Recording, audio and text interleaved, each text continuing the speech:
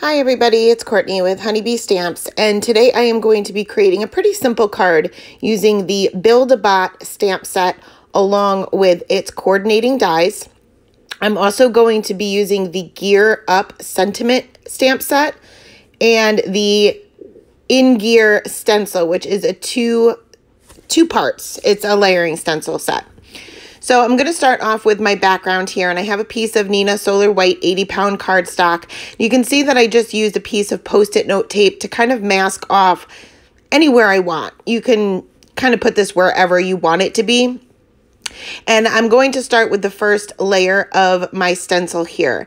And I'm using Weathered Wood Distress Oxide, and you know, I usually tape down my stencil or use the pixie spray, but in this case, I figured there was enough room where I wasn't adding the ink where I could hold it down.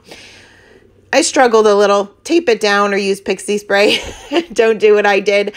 Luckily, it's a very easy stencil to line back up. When it did shift around a little bit, it was quite easy to line back up. So I'm just going to go in with this one color here for the weathered wood, and I'm just putting an even layer down. I'm not pressing too hard with my blending brush. I just want a nice even layer and not necessarily a very dark one. Once that's done, I am going to take the next layer, which are these little dots that go right in the center of these gears. This time I learned my lesson, and I am using some Post-it note tape just to kind of hold this down a little bit while I continue on with my ink blending. So I'm going to bring out the Pumice Stone Distress Oxide, and these colors are not too far off.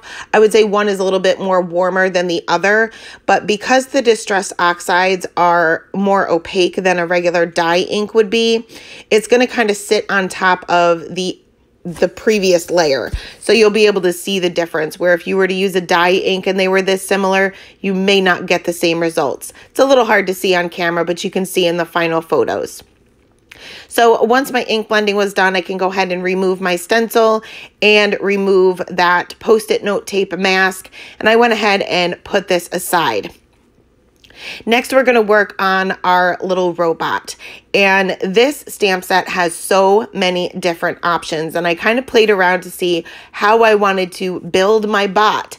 There is different faces, there's different little bodies and legs and arms, and you can kind of mix and match any way you want, and there's so many different robots that you can create. Now, once I was able to figure out which ones I actually wanted to use for my card, I went ahead, I'm using my mini Misty here just because I don't want to have to use an acrylic block to stamp out all these images. But when you do stamp these out, especially if you plan on using the coordinating dies, you want to make sure that you're leaving enough space in between each one of the images so that you have room to line up those dies, which isn't a big deal if you do more than one pass through your die cutting machine. But again, I'm pretty lazy when it comes to that kind of stuff, so one pass is all I want to make. So next I went ahead and stamped these out with Blackout ink by Ink on 3 because it is a Copic safe ink. I did stamp these twice. This is the first time I'm using this stamp set, so I wanted to make sure that I got a nice bold black outline for all of my images. And you can see that I also stamped out that little gear balloon and the balloon string as well. So next, moving on to the coloring here, I kept it very, very simple. I'm keeping all grays throughout this entire card. So I am going to start off with my cool grays here. And typically when I do my Copic coloring, if you guys have ever watched my channel before, you will know that I typically start out with my lightest color, not only to map out my darkest areas first, but also to get the paper a little saturated. Usually if you saturate the paper just a little bit before you do your blending, you'll have better luck blending. The blending will be a little bit more seamless. I don't find that that's necessarily the case with grays. For some reason, the grays blend really well together. So I'm able to go right in with my darkest color first, which is the C7. And I'm using it pretty sparingly. I'm actually leaving a huge highlight area for all of these little individual images for the C1. So next I'm going to bring in the C5, and I am just going to extend that C7 out just a little bit more. Again, I'm leaving a huge highlight area. You can see that I am leaving some areas of the robot white for now, and those areas, excuse me, are going to be for my warm grays, just to kind of mix it up and to match my background. Next is the C3, and again, doing the same thing, just extending that out a little bit. Now I am going around his eyes. You don't have to. You can color right over the eyes and just go in with a white gel pen later to kind of bring those whites in his eyes back, but it was pretty easy to go around. So finally, once that C3 was down, I'm going to bring in the C1, and this is going to be a majority of each one of these images. Like I said, I left a really, really large highlight, and you'll see that I start blending these out where I left off with the C3. I'm not going over the entire image with the C1 to get these to blend, because you're just going to end up moving that color around. It's a pretty light color, and it's going to act very similar as a colorless blender. So just be sure not to go over your darkest area with your lightest color. So once the cool grays were done, I'm going to bring out some warm grays. And there's very few areas I need to fill in with the warm grays. My warm grays, especially my W5, is getting pretty dry. And for those of you who have Copics, you know that the refills are kind of changing over. They're no longer going to do the various inks. They're changing over. And as far as I know, they're not available yet. So they're hard to come by. So I'm not able to get a refill. A lot of my markers are drying up, so I'm kind of limited as far as what colors to use. But I pretty much did the same thing. I'm just using 3 colors here because, again, my markers are dry. But I added my shading in the same areas as I added the shading for the cool grays as well. Now for the little gear balloon here, I don't have any other grays. I have the warm grays and the cool grays. I don't have the toners or the neutral grays. So I wanted to kind of mix this up a little bit. And if you saw my previous video where I shaded with grays and then went over with another color, I'm going to pretty much do the same thing this time. However, I'm going to do my shading with a color and then go over it with the grays. So I'm going to bring in some B90 markers. And I'm just going to add a little bit of shading to the base part of this balloon. And I did start off with the B95 and then went to the B93 and B91 and realized there was just not enough contrast for me.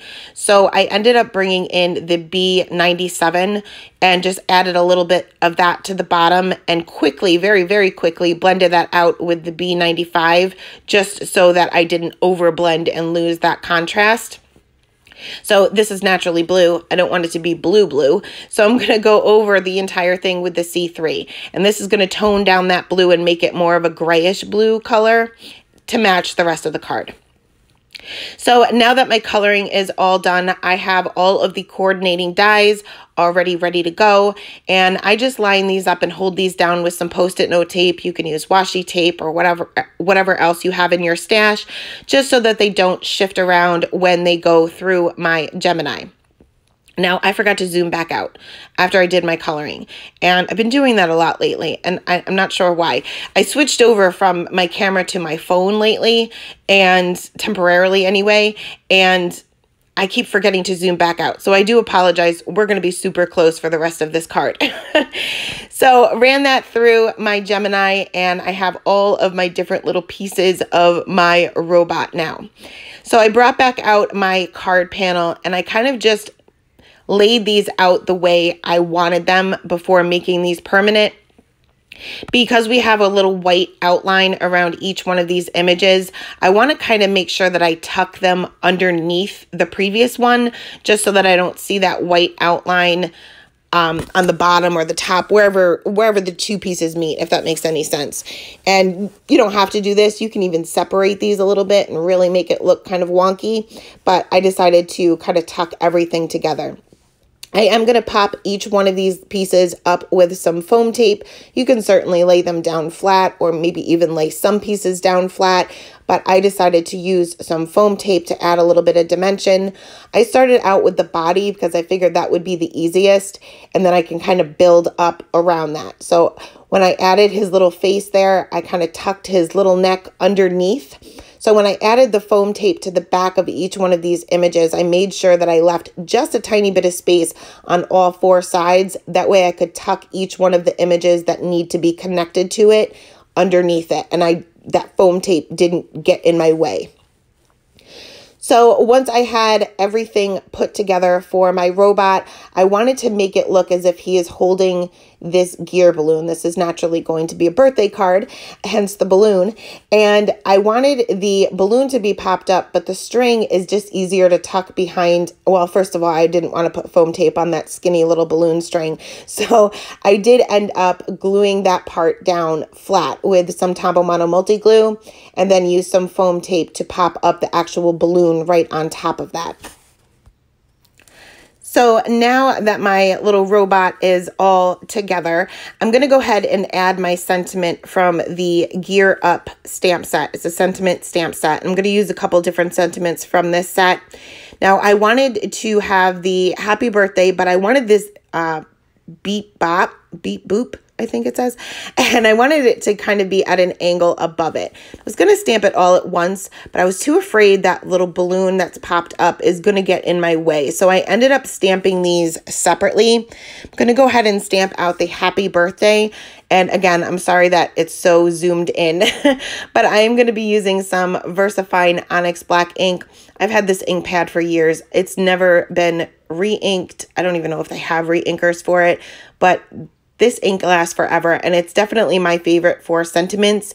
It is a fast drying pigment ink. Just keep in mind that it's not immediately drying, so it's not going to dry as fast as a dye ink, but it is going to dry a little bit faster than most pigment inks. So you just want to make sure that you don't smear it. You give it a minute or so to dry.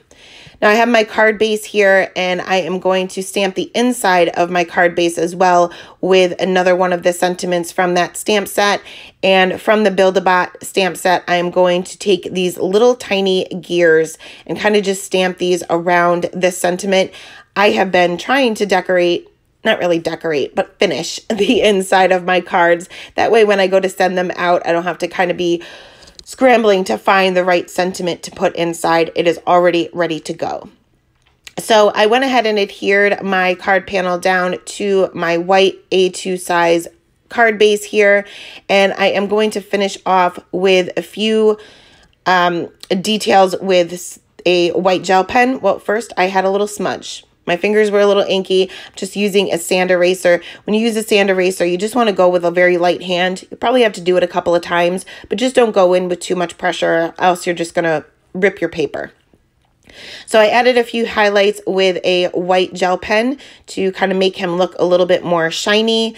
I'm going to add some crystal glaze, which is very similar to glossy accents. It's just a little bit thinner, but I'm out of glossy accents, so this was the next best thing. Went over the balloon with that, and then added just a little bit of sparkle to some of the areas, mainly the warm gray areas of this little robot. But that is it. That is the card for today, guys. As always, I will leave the information about the supplies I used in the description box below. Thanks so much for stopping by today, and have a great day. Bye.